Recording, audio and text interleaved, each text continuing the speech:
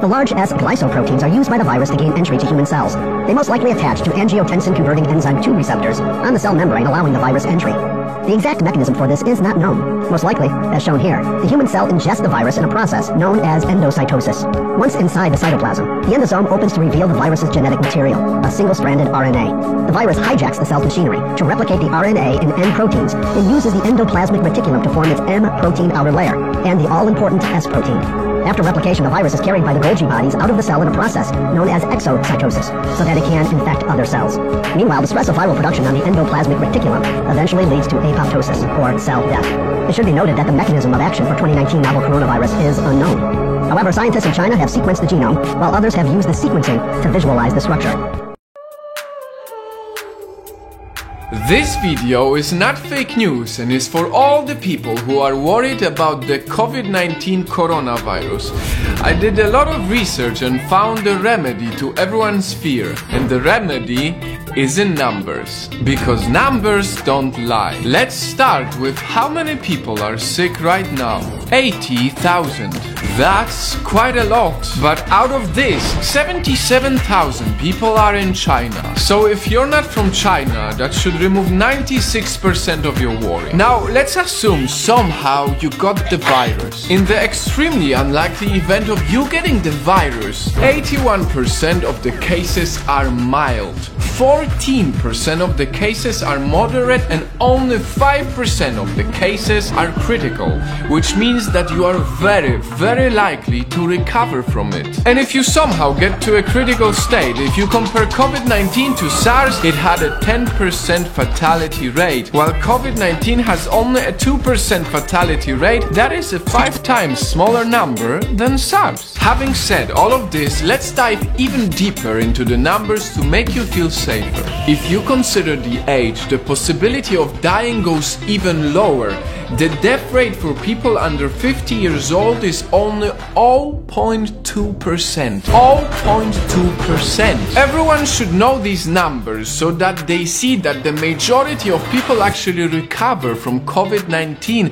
This knowledge is essential so that less people worry. If you are under 50 years old and not living in China, you are much more likely to win the lottery, which is 1 in a 45 million chance, than actually dying from the virus. Remember, numbers don't lie. This video is about COVID-19, but we can all learn more from it.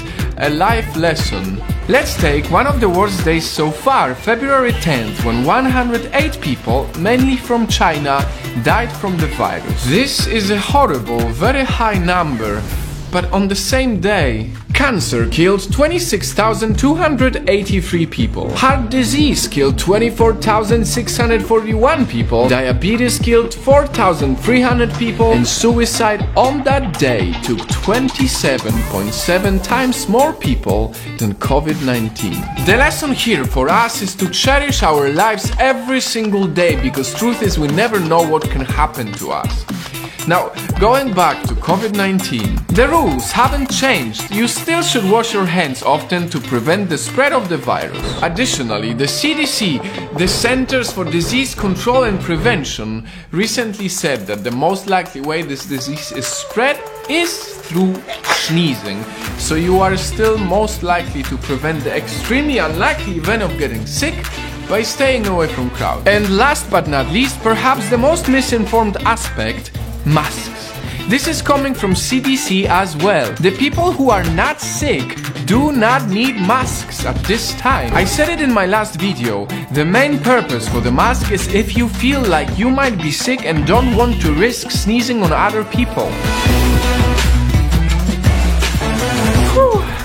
I did a lot of research. This is a lot of facts and numbers, but they are important. As of 24th of February, there is no reason to panic. If there's anything we can do is to use COVID-19 as a reminder to care for our lives always, and not only when we're afraid.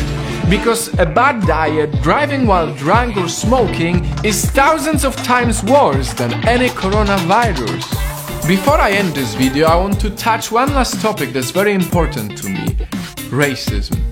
A lot of people are using COVID-19 as an excuse to be racist against Chinese people, and it shouldn't be like that. It's not okay. We should not judge a whole nation based on an event like this. Racism sucks, and we need to all come together to not only battle the virus, the fake news and the panic, but also racism. So that a few months from now, when hopefully everyone is safe and we have the virus under control, we will all be able to say that we did our absolute best to fight the virus and not fight each other.